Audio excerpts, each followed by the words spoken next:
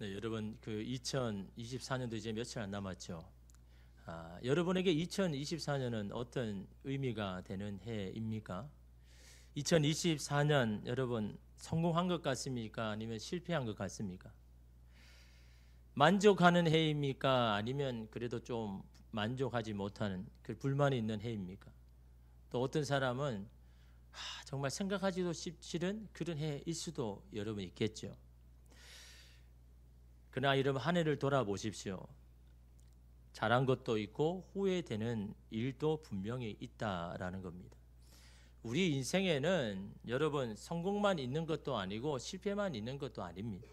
성공과 실패가 늘 함께 존재하는 게 여러분 우리의 인생인 거죠. 여러분 서점에 가보면요, 여러분 제일 앞쪽에 이렇게 들어오자마자 사람들이 눈에 띄게 그 책을 사려고 하려고 할 수 있도록 이름 쫙 이렇게 진열대 해놨지 않습니까? 그 진열대 보면 어떤 책입니까? 대부분 뭐 처세술, 마음을 평안하게 하는 것, 뭐 재정을 튼튼하게 하는 것, 성공하는 것, 막 이런 것들이 여러분 얼마나 많이 있습니까? 거기에 있는 많은 저자들이 어떤 마음으로 책을 쓸까요? 자신과 같은 그런 거를 겪지 않고 이런 자신의 어떤 이런 실패를 경험해서 꼭 성공하기를 원하는 여러분 그런 마음으로 여러분 책을 다 이렇게 써놓았죠. 그래서 여러분 인기 있는 책은 어떤 책입니까? 자신의 성공과 실패가 고스란히 담겨져 있는 책이 인기 있는 거죠. 성공담만 이야기하는 것도 아니고 실패담만 이야기하는 게 아니죠. 그러니까 여러분 우리가 공감이 가는 겁니다. 이 사람도 이렇게 힘들 때가 있었구나. 이 사람도 이 힘든 기간을 다 이겨내는 그때가 있었구나라고 이게 공감이 가잖아요. 저 사람도 나와 별반 차이가 없구나라는 여러분 그런 책들이 사실은 사람들에게 많이 이렇게 팔리는 책이죠. 여러분 이처럼 우리 삶은요, 이 성공과 실패가 항상 존재합니다. 왜 그런 여러분 그 성공과 실패를 다 줄까요? 하나님이요? 그 성공만 주면 안 됩니까? 필요하기 때문입니다. 성공도 필요하고 실패도 필요하기 때문에 하나님이 여러분 주신다라는 거죠. 그래서 여러분 우리가 실패했다고 낙심할 필요 없습니다. 왜요? 실패한 것뿐만 아니라 성공한 것도 우리 삶에 분명히 있기 때문에 이 성공과 실패라는 재료를 가지고 여러분 아름답게 여러분의 삶을 아름답게 만드시고 빚으시는 분은 우리가 아니라 하나님이 하시는 거죠. 하나님이 두 가지를 적절하게 여러분 섞어서 아름답게 빚어갈 사람은 주님이시죠. 하나님이신 겁니다. 그 하나님의 때에 하나님이 그렇게 하실 겁니다. 그러게 우리는 어떻게 해야 됩니까? 우리의 할 도리를 다 한 후에 하나님을 기다리면 되는 겁니다. 하나님의 때를 기다리면 되는 겁니다. 근데 이 중요한 우리의 할 도리가 중요하죠. 어떻게 우리 할 도리를 다 하면서 하나님을 기다릴까? 이게 참 고민이지 않습니까? 이 기다림에 여러분 방해되는 게 뭘까요? 무엇이 우리가 기다리지 못하고 그냥 포기하게 만들까요? 그래서 우리 안에 있는 여러 가지 감정 중에서 이 두려움, 불안이라는 이 감정들이요, 우리로 하여금 쉽게 그냥 기다림을 포기하고 마음을 닫게 만드는 감정이 이 불안과 두려움이다라는 거죠. 여러분 이 불안과 두려움 오늘 우리만 느끼는 게 아닙니다. 여러분 성경의 많은 믿음의 조상들 한번 보십시오. 평탄한 길만 가는 그런 사람 있습니까? 성공한 사람만 있습니까? 그런 사람 있다면 저에게 좀 가져와서 좀 알려주십시오. 성경의 많은 인물들은요 다 굴곡진 인생을 살았습니다. 성공도 경험하고 실패도 다 경험했습니다. 그냥 평탄한 인생만 여러분 있는 그런 사람 한 사람도 없습니다. 여러분 그런 사람이라고 생각하면 여러 사람이 있잖아요. 특별히 여러분 요셉을 보십시오. 자신의 아버지 사랑을 독차지하면서 자랐지만요 한순간에 노예가 되어버렸잖아요. 그 노예에서 여러분 더 바닥으로 떨어지잖아요. 감옥의 죄수로, 언제 죽을지 모르는 죄수로 여러분 떨어지잖아요. 그런 요셉이 어떻게 됐습니까? 애굽의 총리가 되는 수직적인 여러분 상승을 했잖아요. 여러분 이처럼 여러분 이 반전이 있는 여러분 인생을 산 사람 요셉에 비하면 오늘 우리는 그래도 좀 잔잔한 이 진동 아닙니까? 그죠? 여러분 모세는 어떨까요? 모세는 여러분 태어날 때부터 부모와 생이별했습니다. 애굽에서 히브리 가정에 태어났다는 그 이유 때문에 태어나자마자 얼마 지나지 않아서 생이별했습니다. 여러분 그거 모세가 원했습니까? 모세가 선택한 겁니까? 모세는 선택한 것도 아니고 자기가 원한 것도 아닙니다. 이런 그게 인생 아닙니까?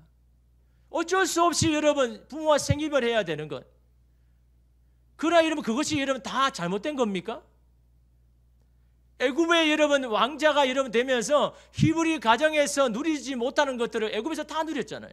다 공급받고 다 여러분 배웠지 않습니까? 이별이라고 다 나쁜 게 아닌 겁니다. 하나님의 손에는요 그게 다 재료가 되는 겁니다. 애굽의 왕자로 40년간 살았잖아요. 그게 영원합니까? 한순간에 도망자가 되어버리잖아요. 한순간에 애굽의 왕자는 없고 광야에서 소나 염소를 치는 그냥 목자가 되어버리지 않습니까? 그 기간이 40년입니다. 여러분 억울함 그 얼마나 많았겠습니까? 옛날에 생각 안 났을까요?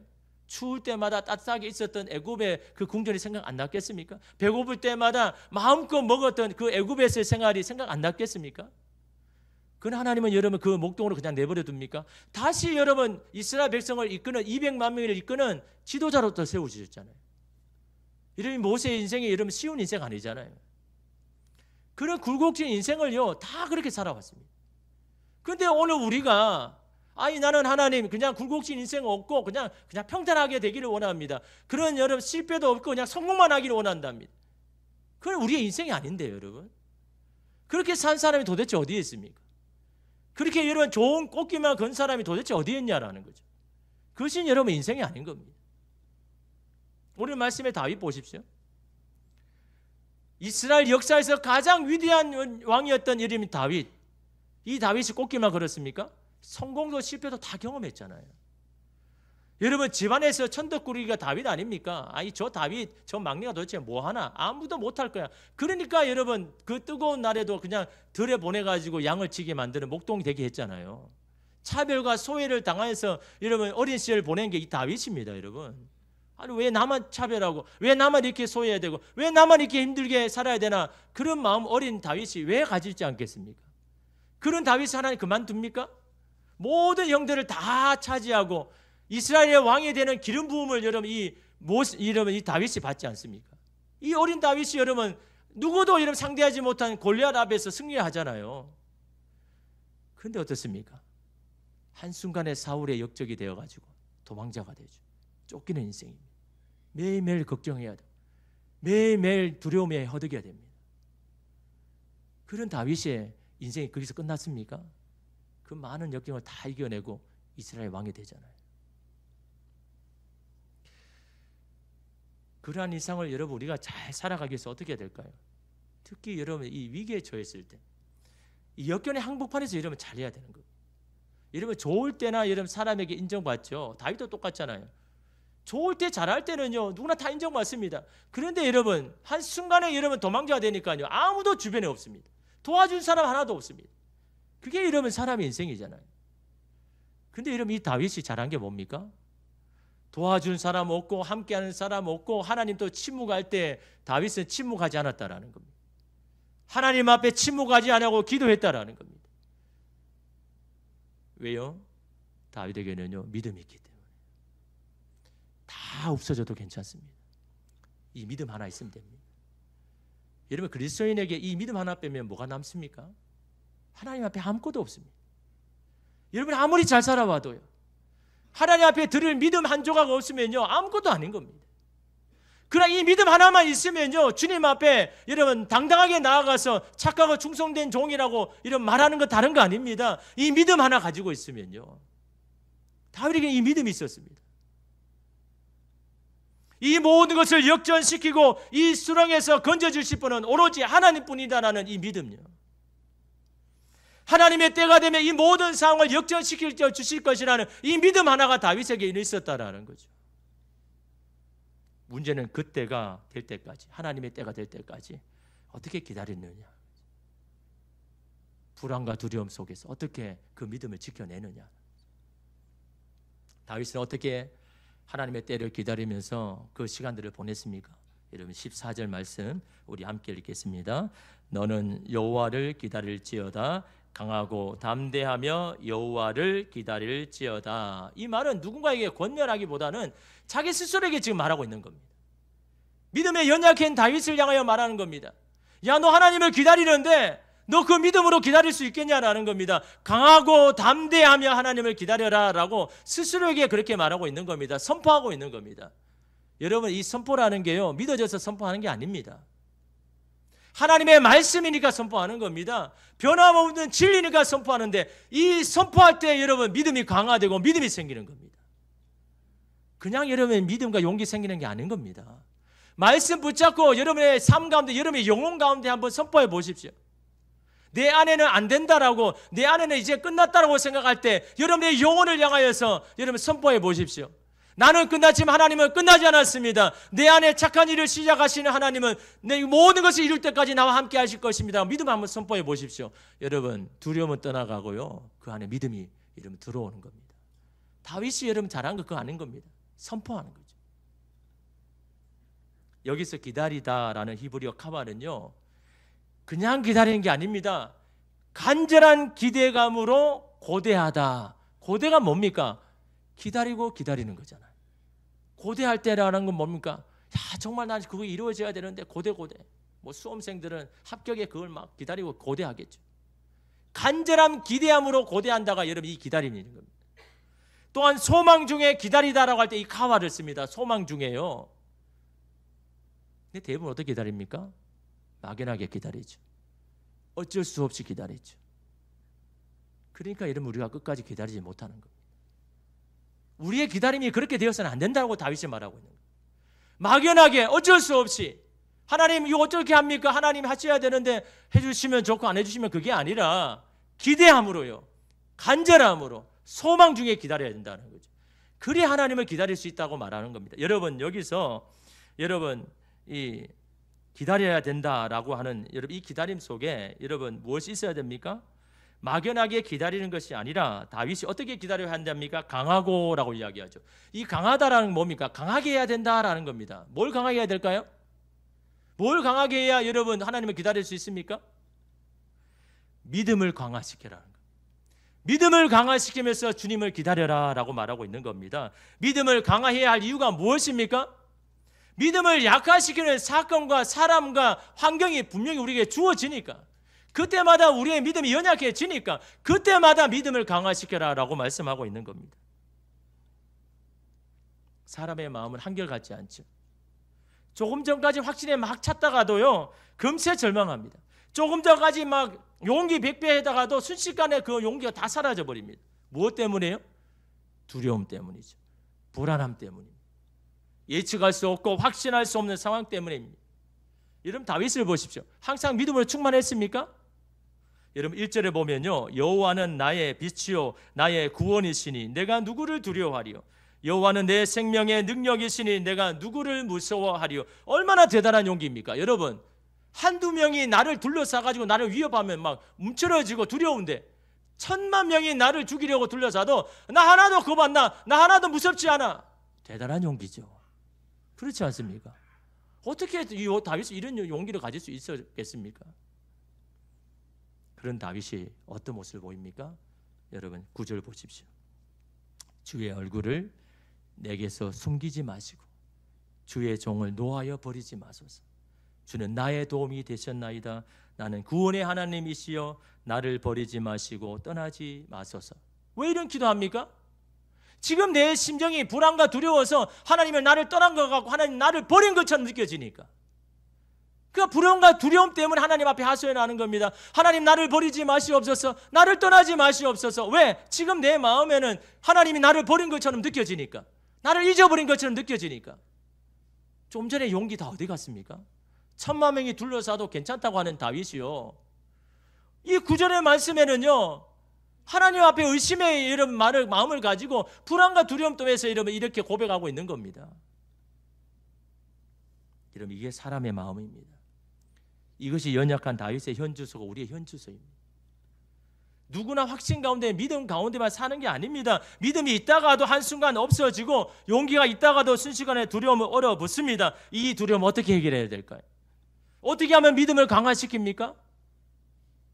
여러분 두려움이라는 것이요, 두려워할 요소를 제거하면 두려움이 없어집니까? 두려움을 피하면 거기서 벗어나는 겁니까? 두려움을 이길 수 있는 방법은 다른 게 한 가지 방법밖에 없습니다. 믿음을 강화시킬 때. 믿음이 강해지고 확신이 오면요, 두려움은요 언제 있었나 것처럼 다 없어져 버립니다. 믿음을 강화해야죠. 두려움이 올 때, 불안할 때 믿음을 강화해야 되는데 어떻게 하면 믿음을 강화시킬 수 있냐라는 거죠. 이게 우리의 문제 아닙니까? 이게 고민 아닙니까? 제가 청년 때 우리 동기끼리 기도원을 자주 갔습니다. 지금 우리 청년들은 상상도 못하죠. 그때는 그랬습니다. 주일날 뜨겁게 예배를 드리지만 그 예배로 만족 못하는 겁니다. 하나님을 더 알고 싶고 하나님의 뜻을 더 알고 싶은 그런 마음이 더 강한 겁니다. 그래서 가라고 이야기 안 했는데 자진해서 동기끼리 우리 어느 날 평일에 한번 시간을 내가지고 저녁에 기도하면 가자. 그래서 여러분 시골 여러분 예단에는 다 시골에 기도원이 있잖아요. 다 산꼭대기가 있고 그래서 시골길 한 시간 걸어가야 그게 있고.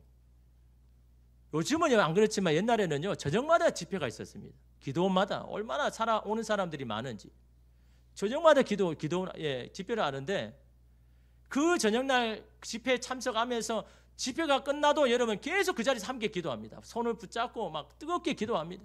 그때는 막 나라도 구할 만큼 그런 열정이 뜨거운 열정. 우리가 뭐 기도하면 막 나라가 살 것 같이 막 그렇게 느껴지는 그런 열정이에요. 여러분 그런 한번 경험해 보셨습니까? 우리가 하나님 앞에 막 기도하는데 막 나라가 살 것 같아. 사회가 막 변화될 것 같아. 그런 믿음과 확신, 그런 기도 가지고 이런 믿음 가지고 기도해 보신 적이 있습니까? 그때는 그랬다라는 거죠. 내 안에 그런 믿음이 너무 확실한 겁니다. 그렇게 이러면 밤새도 기도하고 이제 시간이 되어가지고 내려가는데요. 기도원이 옛날 기도원은 다 이 산꼭대기 아니면 묘지 옆에 딱 지어놓거든요. 지나가는 게 다 묘지예요. 막 불빛 하나 없습니다. 그 길을 30분 내려가야 되니까요. 그 내려가면서 갑자기 옆에 있는 묘지를 딱 보니까 막 한기가 느껴져요. 등골이 오싹해지는 거예요. 여러분 한번 생각해 보세요. 지금 뭐 봄에 안고 다니지만요. 불빛 하나 없는 그 산길에 막 여기서 이상한 알 수 없는 소리가 막 벅벅벅 소리 들리죠. 막 묘지에서 막 튀어나올 것 같죠. 막 너무너무 두려운 겁니다. 좀 전에 막 나라를 씹어 먹을 만한 열정은 다 사라져 버려. 막 두려운 겁니다. 이 길을 30분 가야 된다고. 근데 한 자매가 찬양을 부르기 시작합니다. 근데 누가 말하지도 않았는데 다 같이 따라 부릅니다. 30분 내내 그 찬양 부르면서 내려갔습니다. 부흥의 2탄을 거기서 한 겁니다. 두려워서 했지만요. 근데 찬양을 같이 부르고 나는 그 30분은요 불안한 두려움 다 사라졌습니다. 다시금 믿음과 확신이 막 생깁니다. 무엇이 바뀌었기 때문입니까? 무엇이 달라졌기 때문입니까? 시선요, 시선. 우리를 두렵게 하는 곳에서 시선을 돌려서 주님을 바라보니까요. 그러니까 믿음이 생기는 겁니다. 두려움이 사라지는 겁니다. 시선만 바뀌어도 여러분 달라지는 겁니다. 우리를 두렵게 하는 묘지나 두려워하는 모든 것에서 계속 시선을 두면요 그 두려움에서 헤쳐나 못 나오는 겁니다.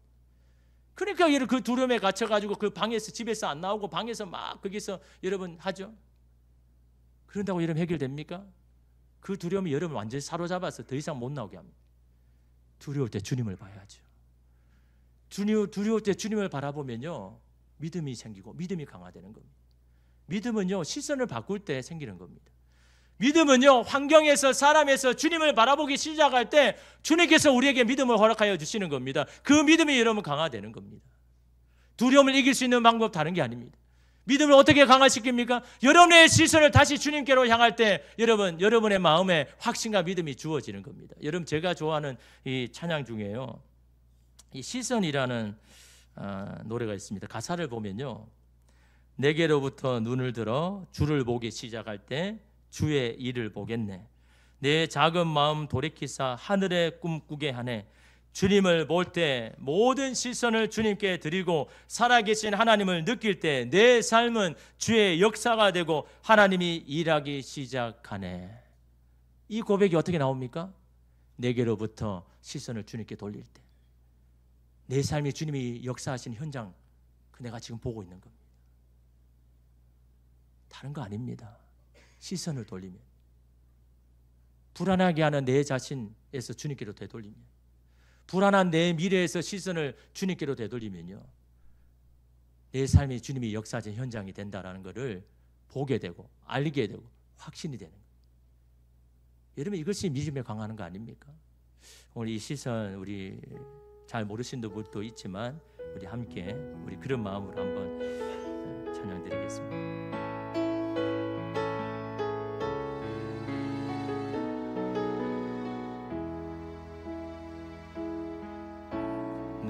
내게로부터 눈을 들어 주를 보기 시작할 때 주의 일을 보겠네. 내 작은 마음 돌이키사 하늘에 꿈꾸게 하네. 주님을 볼 때 모든 시선을 주님께 드리고 살아계신 하나님을 느낄 때 내 삶은 주의 역사가 되고 하나님이 일하기 시작한 모든 시선을 주님께 드리고 살아계신 하나님을 느낄 때 내 삶은 주의 역사가 되고 하나님이 일하기 한 번 더 믿음으로 고백합니다. 모든 시선을 주님께 드리고 살아계신 하나님을 느낄 때 내 삶은 주의 역사가 되고 하나님이 일하기 시작하네. 아멘. 여러분의 삶에 주님의 일하신 현장 되기를 원합니다. 그러기 위해서는요, 다른 거 아닙니다. 우리의 시선을 주님께 날마다 돌리면 됩니다. 어떨 때요? 두려울 때마다, 의심이 올 때마다, 불안할 때마다 내 손을 주님 앞에 여러분 돌리면요, 우리의 믿음의 눈이 여러분 띄어지는 것 아닙니까? 오늘 다윗이 마찬가지죠. 너무나 두려웠습니다. 아무도 내 주변에 없는 것 같습니다. 그때 여러분 다윗이 한 게 뭡니까? 시선을 주님께로 돌리죠. 그러나 주님 나와 함께 하시잖아요. 그럴 때 여러분 다윗이 뭐라고 고백합니까? 여러분 10절 보십시오. 내 부모는 나를 버렸으나 여호와는 나를 영접하시리이다. 아니 좀 전까지 하나님 도대체 어디 계십니까? 나를 버린 거 아닙니까? 나를 잊어버린 거 아닙니까? 라고 고백했던 다윗이요, 완전히 180도 바뀌었잖아요. 부모는 나를 버릴지라도 하나님은 나를 버리지 않고 나를 받아줄 것입니다라는 이 믿음의 고백이 여러분 어디 생기는 겁니까? 주님께 시선을 두니까요. 믿음이 주어지는 겁니다. 믿음이 강화되는 겁니다. 여러분 이 말씀이 여러분 어떻습니까? 이사야를 통해서 이스라엘 백성에 동일하게 말씀하셨습니다. 여러분 이사야 49장 15절 보십시오. 여인이 어찌 그 젖먹는 자식을 잊겠으며 자기 태에서 난 아들을 궁길이 여기지 않겠느냐. 그들은 혹시 잊을지라도 나는 너를 잊지 아니하실 것이라. 다윗이 고백이 어떤 고백입니까? 주님이 주시는 음성이고 말씀이었습니다. 하나님은 우리를 떠나셨고 우리를 생각하지 않으시고 우리를 버리셨다라고 그 바벨론 포로 가운데 외쳤던 이스라엘 백성에게 하나님이 이사야를 통해서 주신 말씀이잖아요. 이 말씀이 동일하게 이미 수백 년 전에 다윗에게 이미 말씀하신 말씀 아닙니까? 그래서 여러분 하나님 말씀은 안 없어지는 겁니다. 그 말씀 세세히 영원하는 겁니다. 다윗이 그냥 고백했는 겁니까? 하나님이 주신 말씀입니다. 자기의 마음에 주신 말씀입니다. 세상의 부모는 나를 잊어버려도 하나님은 나를 잊어버리지 않는다라는 그 말이 하나님이 주께 받은 말씀인 겁니다. 그 말씀이 동일하게 여러분 이스라엘 백성에게도 똑같이 이런 이야기하지 않습니까? 다시 확신에 찬 다윗이요, 또 어떤 모습을 보입니까? 여러분 12절, 조금 전에 우리가 10절을 읽었는데 12절 보십시오. 내 생명을 내 대적에게 맡기지 마소서. 위증자와 악을 통하는 자가 일어나 나를 치려함이니이다. 아니 세상의 부모는 잊어도 아니 하나님은 나를 영접한다고 했는 사람이요, 갑자기 또 뭐합니까? 내 생명을 저 대적들이 나를 빼앗으려고 합니다. 내 생명을 저들에게 주지 마십시오. 왜 이런 고백합니까? 저 사람이 나를 죽일 것처럼 느껴지니까요. 하나님을 바라보고 믿음을 가지지 않는데 또 세상을 바라보고 또 사람을 바라보니까, 내 주변의 사람을 바라보니까 또 불안과 두려움이 생기는 겁니다. 다시 하나님 앞에 또 여러분 그러잖아요. 내 생명을 저 사람에게 주지 마십시오.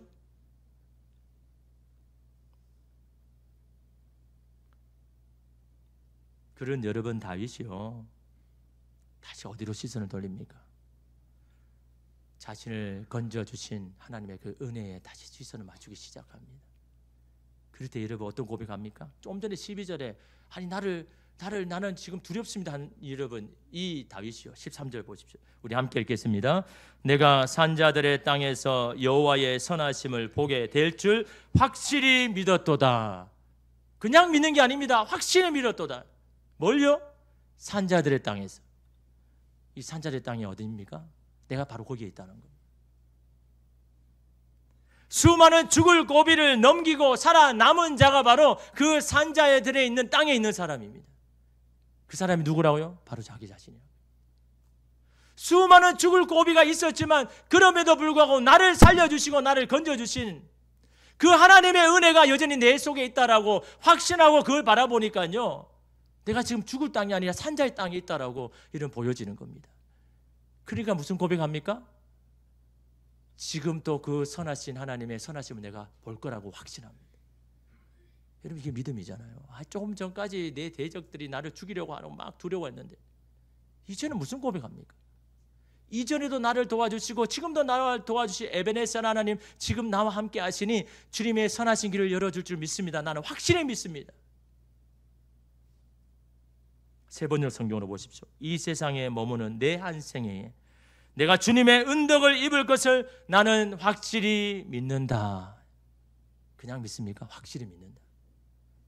어디 시선을 두니까요, 내게 베풀으신 하나님의 은혜, 넘어질 때마다 쓰러지고 죽을 고비 가운데도 나를 살려주신 그 하나님, 그래서 그 산자의 땅에서 여전히 있는 하나님, 그 하나님이 여전히 지금도 나와 함께 하신다. 나에게 그 선한 길을 열어주실 것이라는 이 믿음과 확신을 여러분 이 다윗이 고백하지 않습니까? 근데 어떤 분이 그렇게 말합니다. 이렇게 완전히 달라지지도 않고 매번 넘어졌다가 쓰러졌다가 반복도 하는데 뭐 계속 이렇게 해야 됩니까? 영혼이 안 달라질 것 같고 영혼이 안 바뀔 것 같은데 계속해서 또 이렇게 해야 되는 겁니까? 라고 말할 수가 있죠. 여러분, 두려움이란 감정은요 그렇게 하루아침 해결되지 않습니다. 매일매일의 삶의 훈련을 통해서 조금씩 해결되는 겁니다.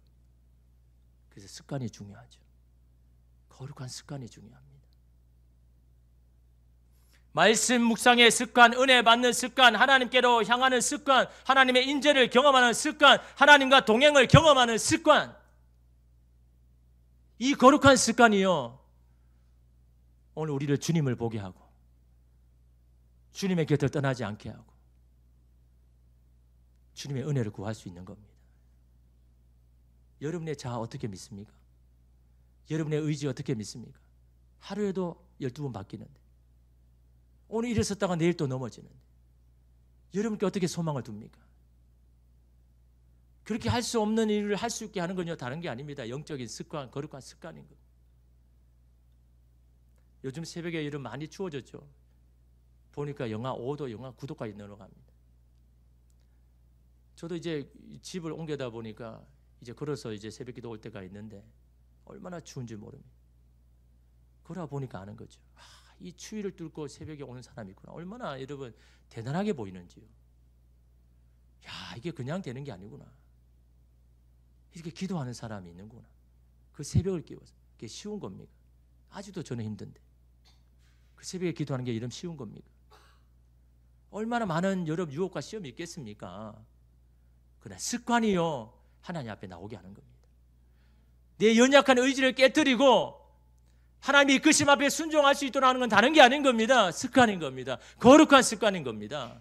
다윗도 이런 여러 가지 마음이 들었잖아요. 그때마다 주님을 바라보고 주님께 기도하는 이런 영적인 습관이 있으니까요 끝까지 하나님 바라보고 다시 믿음이 회복되잖아요. 여러분 오늘 우리도 마찬가지죠. 이렇게 예배를 드리고 막 확신과 믿음 가운데 있다가 집에 돌아가거나 누굴 바라보면 막 또 마음이 깨어지죠. 막 화가 나기도 하고 막 속상하기도 하고. 왜 그렇습니까? 감정이 기복이 심하다면요, 영적인 습관이 아직 자리 잡지 않은 겁니다. 두려움이 자주 찾아온다면요, 아직 삶이 불안정하기 때문입니다. 영적인 습관을 가지면요, 모든 유혹이 왔다가도 그냥 잠시 사라집니다. 영적인 습관이 있으면요, 모든 위기도 오지만 잠시 다 조용히 사라져 버리는 겁니다. 이게 여러분 영적인 습관의 유익인 겁니다. 시험이 안 오는 것도 아닙니다. 유혹이 안 오는 것도 아닙니다. 왔다가 그냥 사라져 버리는 겁니다. 영적인 습관이 없으면요, 유혹이 올 때마다 넘어지고 시험이 올 때마다 다 믿음 깨어져 버립니다. 영적인 습관에 집중하고 그 습관이 유지되면요, 옛사람의 습관이 점점 없어집니다. 불안한 삶의 모습이 사라집니다. 거기에 감사가 자리를 하고 거기에 기쁨이 커져가는 겁니다. 두려움이 올라온다면요, 여러분 그 감정에 사오지 마십시오. 그럴 때 말씀 안에 머무르기를 힘쓰십시오. 말씀이 우리 삶을 지지해 줄 때까지, 말씀이 우리의 감정을 다스릴 때까지, 말씀이 내 모든 생각들을 붙잡아 줄 때까지 듣고 들어야 되는 겁니다. 그 안에 있어야 되는 겁니다.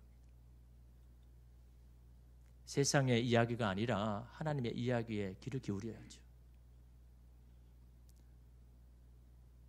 유튜브를 통해서 세상 이야기 계속 듣는데 믿음 생깁니까? 하나님 앞에 기도하고 싶은 마음이 생깁니까? 거기는 자꾸 귀를 닫아오고, 하나님을 향하여 귀를 열 때요, 주님은 말씀하시고 우리를 향한 생명의 말씀들을 우리에게 말씀해 주십니다. 인내를 가지고 주님께 시선을 둘 때 강하고 담대한 믿음 우리에게 주셔서 하나님의 때를 기다리게 하실 줄 믿습니다. 올 한 해 이렇게 지나갔지만 여전히 우리에게 2025년 있지 않습니까? 새 일을 행하실 하나님 기대하면서 우리 자신의 믿음을 준비하고 영적인 습관에 매진할 때 2025년 하나님이 행하시는, 보라 내가 새 일을 행할 것이다 라고 하시는 약속의 말씀이 오늘 저와 여러분의 인생 가운데 실제가 되어지는 하나님의 기적의 현장이 되는 저와 여러분 되시기를 주님의 이름으로 축복합니다. 기도하겠습니다. 주님,